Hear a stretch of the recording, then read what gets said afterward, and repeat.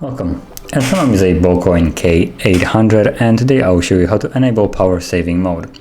So get started, just open up Settings app and then go down to Battery.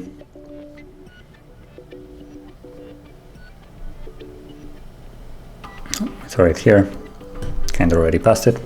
And from the battery section, just tap on the three little dots right here and you will have Battery Saver. And once you go in here, you have an option just to enable it.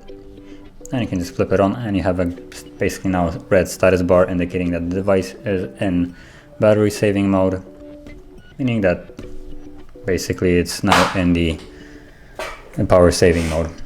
And if you want to disable it, you can tap on here and just tap on turn off battery saver no matter where you are.